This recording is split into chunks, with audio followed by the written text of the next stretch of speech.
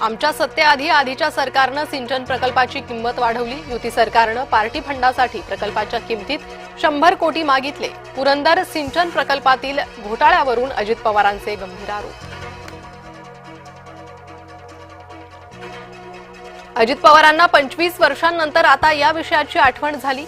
माजी मंत्री एकनाथ खडसेंची प्रतिक्रिया। पार्टी फंडासाठी असा कुठला निर्णय झाल्याचा आठवत नसल्याचीही दिली माहिती।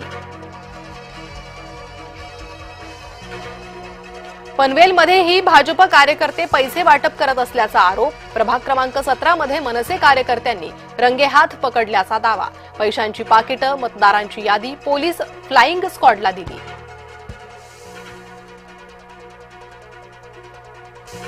राज्यातील 29 मनपा क्षेत्रातील प्रचार थांबला। गुरुवारी मतदान। राज्य निवडणूक आयोगाची मतदानाच्या तयारीसाठी लगबग। अजित पवारांनी गुन्हेगारांना तिकीट दिलं हे अतिशय चूक। मी माझी नाराजी त्यांच्याकडे व्यक्त केली। The encounter with Vrushali Kadam या विशेष शो मध्ये फडणवीसांचं मोठं वक्तव्य। वाढवण सोबतच विरारला विमानतळ करता येईल का यावर विचार सुरू। रीतसर अभ्यास झाल्यावर दोन्हीपैकी एका ठिकाणचा निर्णय घेणार। जय महाराष्ट्रला दिलेल्या विशेष मुलाखतीत मुख्यमंत्री देवेंद्र फडणवीसांची घोषणा। उद्धव ठाकरेंना मी शत्रू मानत नाही, पण ते माझ्या आईवडिलांबद्दल बोलले त्याचं वाईट वाटलं।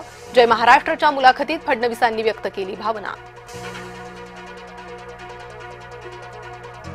मुंबई, ठाणे, पुणे, नाशिक, नागपूरमध्ये महायुतीचा विजय होणार।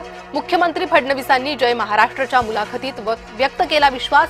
म्हणाले 29 पैकी 27 महापालिकांमध्ये महायुतीचा महापौर बसणार।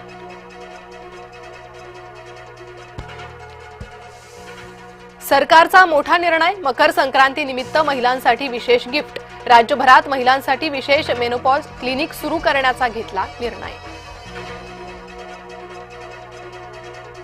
ब्लिंकिटचा महत्त्वाचा निर्णय। आता 10 मिनिटात घरपोच वस्तू सेवा होणार बंद। केंद्रीय श्रम मंत्रालयाच्या हस्तक्षेपानंतर ब्लिंकिटचा निर्णय।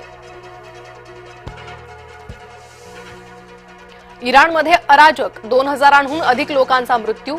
सरकारने पहिल्यांदाच स्वीकारलं वास्तव। इराणशी व्यापार करणाऱ्या देशांवर टॅरिफ लादण्याच्या निर्णयाला चीनचा विरोध। इराणशी व्यापारी संबंध ठेवणाऱ्या देशांवर 25% टॅरिफचा ट्रम्प यांचा निर्णय। मध्यवर्ती बँकांच्या प्रमुखांकडून फेडच्या पॉवेल यांची पाठराखण। ट्रम्प यांचा दबाव झुगारून फेडरल रिझर्व्हच्या पाठीशी। जगभरातील 11 मध्यवर्ती बँकांच्या प्रमुखांकडून एकमुखी पाठराखण। मुंबई इंडियन्सचा भीमपराक्रम। गुजरात विरुद्ध 193 धावांचा डोंगर केला सर। कर्णधार हरमनच्या दमदार खेळीमुळे 7 विकेट्सनं मिळवला विजय।